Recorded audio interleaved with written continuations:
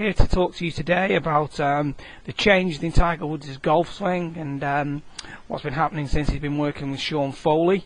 On the right hand side we've got some footage from his Ryder Cup singles match in 2004 at Oak Hill. In that we're going to see a very different type looking golf swing to what it is currently. This one on the left hand side on the screen was taken from the Australian Open this year. Now, to start off noticing the differences, we're going to see that there's a different arm hang that Tiger's employing on the current one to the previous model, because this is the early days in the Haney model when he originally changed over, and when he was with the Haney model, this was very much the out, up and around backswing. So what we will see here in the right hand screen is we'll see how in the first move how the arms kind of track away from the body, and it's very much an overextended position. It's like he's trying to get the club very, very wide. So this was almost a crossover to back to the Harman era, where he's trying to get this very, very wide kind of one-piece looking backswing without very much wrist set, it almost appeared. But what we see here is the arms have moved away, and now as he starts to set the golf club, he's kind of rotating the face or the left arm a bit, but he's not getting any set in the right arm. We can see the arms are both very, very straight, and what he's got is he's just got the golf shaft flattening off. So from here there's absolutely no rise in the golf shaft. Now when we pull the footage in from the Australian Open, we're going to see how he, in the first move, how he turns away. The butt of the club almost appears to get a bit closer to his right thigh. This is a very, very good one-piece move. This means that it's his first move being changed. Instead of being dominated by the arms, and because the arms are away from the body on the right-hand screen, as the arms take him away, his arms drift further away from his body. As they get further away from the body, it's almost impossible to set the club properly, so the arms lift and the shaft flattens as it goes up. On the left hand screen here, in the new model, we see that the butt of the club's moved in and the head's still out. Then from here we see how from there the left wrist is able to cock properly and the right elbow is in the perfect position to be able to fold down. Now the left wrist will always cock upwards when the club is outside the hands, provided the hands are low and in the position which kind of they came to start from. So they're going to set inside the circle, which is what they're doing here. So they're going to be able to set from where the left thumb meets the wrist bone, and in that area is called a snuff box. We see he's got some left wrist cocking there, whereas on the right hand screen we don't see any of that motion. We just see that the arms have dragged the club away. It definitely doesn't look anywhere near as synced up, and the shaft's a lot shallower and flatter at this point. We can see a distinct difference in the angle of the shaft here to here. They're very, very different to one another. You know, if we were to extend this line on the right hand screen, we can see that it's actually way outside the golf ball. If we were to extend the one here, actually extending to a line parallel to the ball to target line. So it's actually on plane. He's got it in a very different position. Now what is then happening here is, here's where we start to see the huge differences. And you know, people were saying how they'd been seen practicing with gloves under each arm since working with Sean Foley, and it's evidenced in the left hand screen. On the right hand screen you can see that because the shaft is so flat, all that we're going to see is his arms lift the club up. So he simply keeps lifting the arms up, and the weight of the golf club going past the vertical is what makes it look like the wrists have set. But because he's gone out and then lifted the shaft to very flat, and then in effect turned and kept that package, if you like, or position here the same, and just let it go up and let the club work over, we see that this has been the big reason that the left arm ended up so bowed in the wrist. Also, we see that the club face is closed relative to the left arm,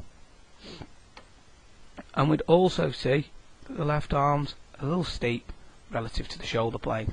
But the big thing in here is that the right elbow is behind the body. Now, this is always going to be very difficult to overcome this in a transition, because whenever you've got the arms behind the body, they've got to do something to get back in front. You know, you've got to slow something down, or you've got to make some radical movements to get them back in sync. The elbow is definitely behind the body there with Tiger. Now, what we see here on the left hand screen is that the club going through the forearm, perfectly on plane, the left wrist is cocking, right elbow is now in the position it's folding down. Okay, and he's winding up, and we can see a much quieter body action. Okay, but the arms are so differently synced.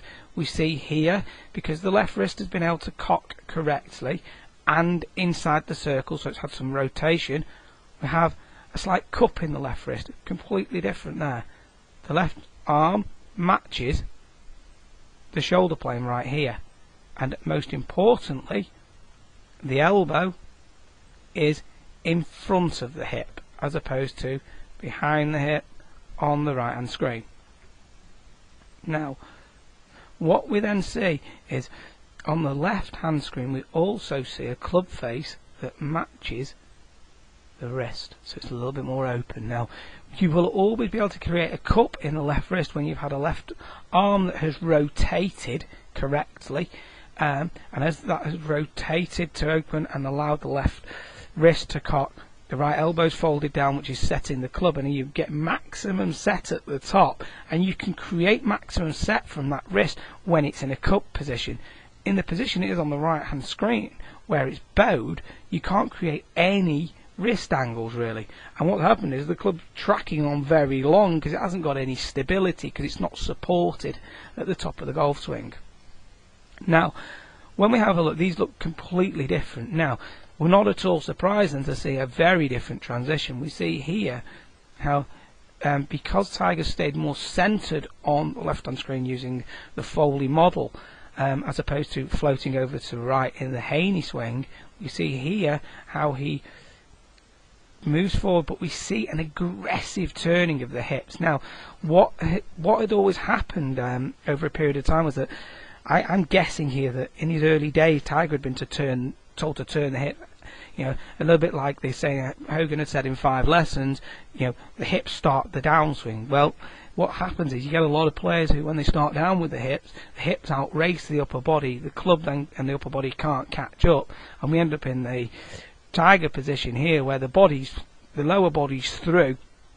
Okay, maybe Jim McLean's X factor would increase massively, you know, so at the top here the shoulders maybe on 110, hips on 50, but it's increasing further as the hips are diving out of the way.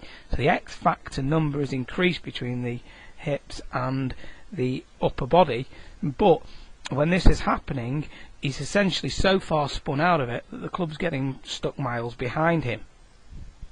So we see here with the as the hips go now, the hips go, and the arms start to try and work in front. So he's working down to the ground massively, trying to get the arms in front, because if he lets the hips spin from the top there, the arms will be stuck a mile behind him. So he lets the head go down and creates working into the ground there, creating some pivot compression. But we can see here how shut the face is here at the top.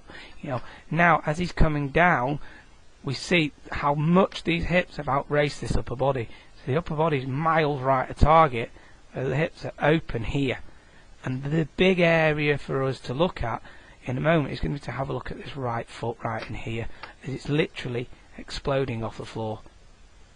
Now, we've got the club, the arms in front of him, club from the inside, but the upper body's closed and the lower body is racing out the way.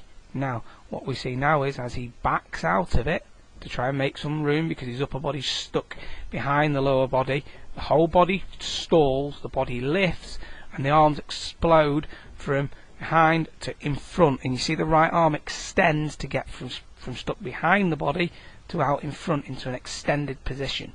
Okay, now this has been a big thing in the old golf swing, where he had the hips going so aggressively, the arms got stuck behind, and the arms had to fling out, the right arm extended so aggressively to try to square the face. Because if he hadn't let the right arm extend here, Okay, and he kept the right arm synced up to the body as Hogan had done. He'd be hitting this 50 to 60, 70, 80 yards right of target.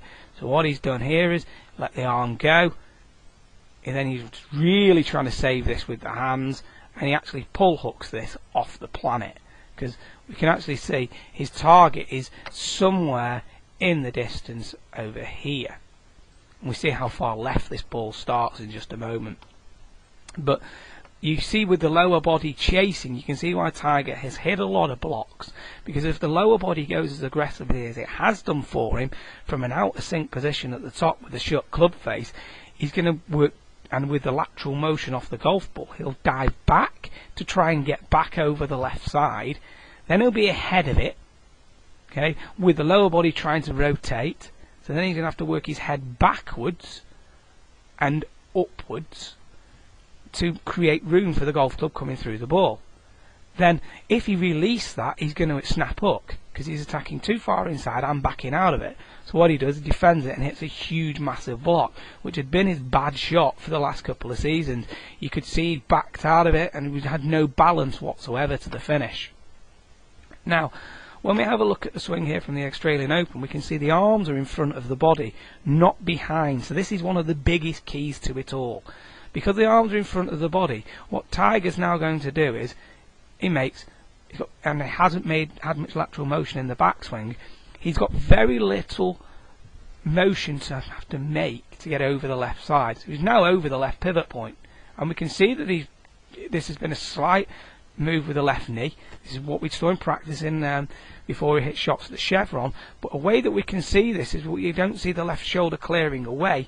It almost appears to stay near this chin. It's moved away from the chin from a front view, but from down the line it appears that the line it was on right here, it stays on it for the first couple of frames of the downswing to here.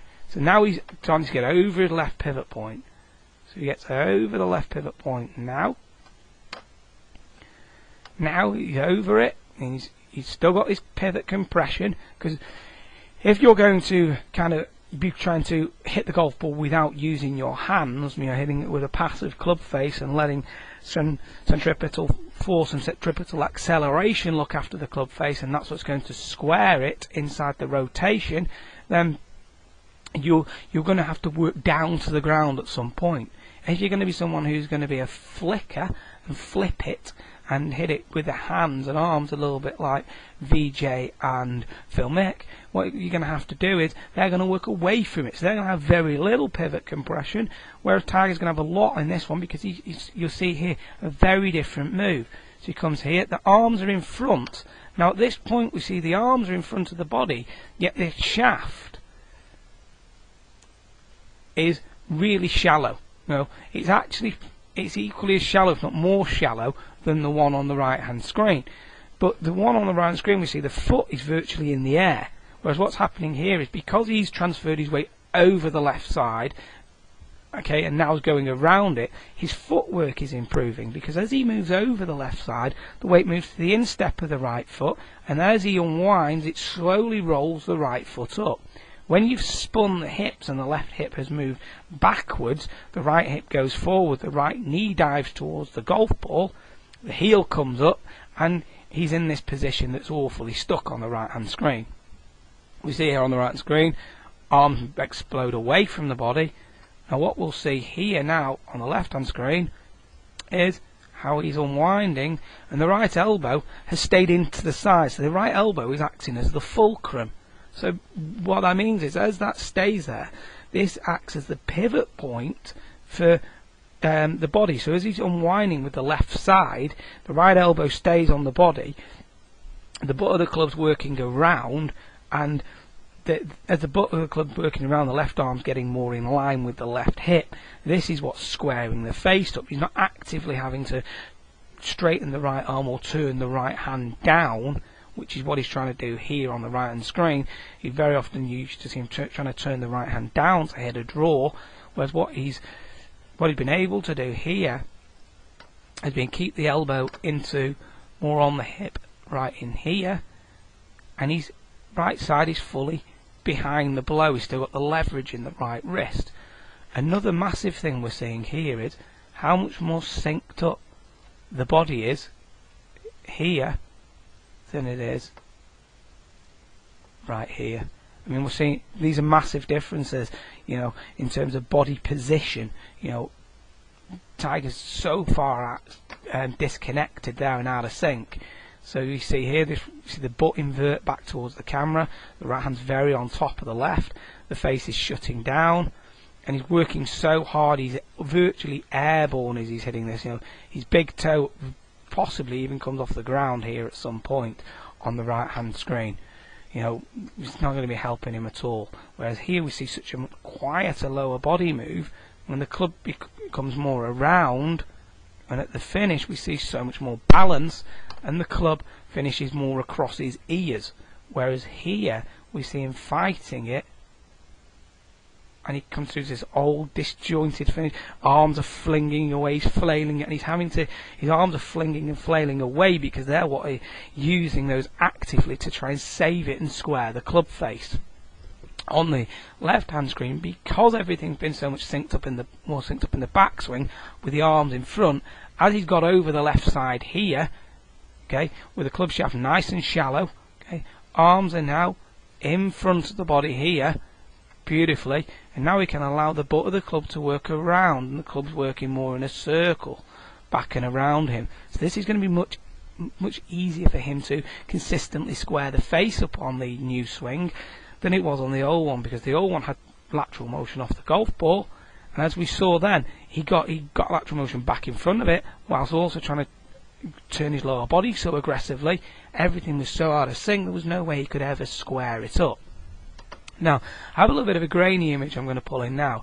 I believe this is from Bay Hill. Now, what we'd see is this swing, we can definitely see the out, up, and around backswing. Again, with a very close face relative to the arm. So, you know, we're way out of sync there. You know, nothing's matching one another. Elbows behind the hip. Again, this is a very different look to the new swing he's employing there. You know, they're very different from one another. Now, what we see here is he's trying to stop the spin by working forwards and down. Okay, but we can still see the evidence of the spin by the foot coming up so much. He's not quite as spun out as he was in the earlier swing, but we still see a massive extension of the right arm. So the right arm moved away from the body to try and square the face.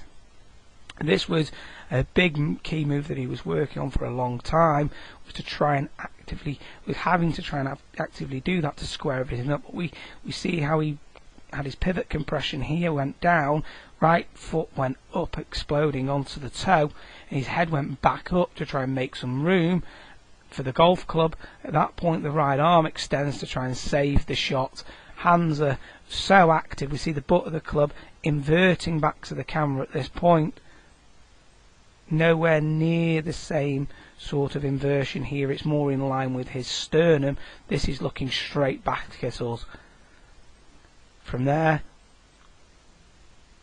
we see this finish. I know that he then recovered that finish, but this was kind of a signature Tiger finish, where we see how much more around and in balance this new swing is. Lastly, on the right, we have a swing of Tiger in 09. Okay. Now, this is the evidence of the push that we've seen him struggling with. Now, we see the arms move away, so covers outside the hands, but you know the arms are definitely moving away from the body here. The typical flat shaft look. Okay, but this time the shaft's a bit more laid off at the top. It's getting closer, but the elbow's still behind the body. The reason he couldn't get it in the right position was because the hands hadn't moved in the first move to staying with the body, which allowed him to set it properly and allow the right elbow to fold down. From here, we see a quieter hip motion from Tiger. What we see this huge pivot compressions. What happened was he dropped down and then tried to get over the left side, but the lower half's still so active that the club head stuck behind him because he's not over it. So what we then again see as usual is he's gone in front of it, he's now backing out of it, and as he's backing out of it, he's got two options. He's going to let it keep the club face a bit more passive and block it, or he's going to be active with the toe of the face and hit snap hook. So we see here, he's attacking here, but we can see against the skyline how he drops. Okay, so he's dropped into here. And now he's working up. Now we don't tend to see him working up so much now, and we see how active the toe of the club is right here. You know, you can see he's hanging back and using the hands to square the face. Now what we see on the new swingers from the top, he's worked down to here, but what we're not going to see is him move up. You see he's stayed on that line, so he's gone down, which is good. Hogan worked down, we have to remember, in the downswing. Garcia does, David Toms does, but a lot of the guys who compress have been seeing great ball strikers and have a passive club face do. We don't see him backing out of it as Tiger had done on the right hand screen, but also here, this is a much more passive club face, where the club's here. You see how closed down it all is here. So the big differences have been in the backswing, but we can still see a lot of evidence of 04 in this golf swing, and we're seeing that he's fighting it. You know, the right foot's so much more up on its toe as he's hitting the golf ball at impact, whereas here it's starting to roll over towards the instep a lot more. Flicking it and hanging back, rotating around. Now, I believe that once he gets this pivot correct with Foley, and what he'll be able to do is start to use the left side from the left knee to get over the left pivot point, so then he can rotate around it and hit it with maximum power. And I believe that when he starts to do this, we're going to see Tiger become one of the best drivers of the golf ball. When he does that, I think the rest of the world are going to have to watch out. We see on the right hand screen here how it was just also disjointed, and he was still so spun out of it with a very active right foot. Active feet are always an example of a pivot that's been wrong and out of sync. Now lastly, we hear of Foley saying that he teaches a very centered pivot. What you're going to see here with Tiger, I know these are slightly different angles from Tiger and from O'Hare, but we're going to see very different pivots here. You know, O'Hare is very much more into a stack and tilt type position. I know that Foley's had stack and tilt influences, but we see that Sean's body angles are right here. So he's going to have to do something to overcome these, because these aren't great angles to be able to pass through on an iron. When we see Tiger get to the top here, it's on very different angles. Like I say, I know it's not the same camera position, but these angles are very different. If anything, Tiger's managed to keep his left hip on the line. He's not floated off. His head movement has stopped going. He's not moving over to the right, but he's still got a bit of a triangle in here as his left shoulder has stretched across. What has happened with Sean has been that his right shoulder's closer to the target at the top of the golf swing than the left, and he's more stacked over on his left side. So from here, we're going to be seeing that Sean's going to go forwards and kind of have to back out a bit on these ones.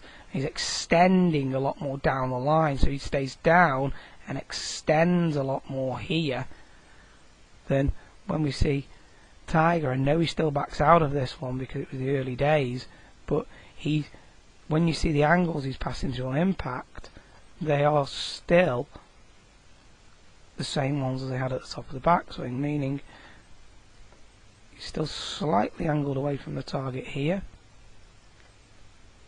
with his body,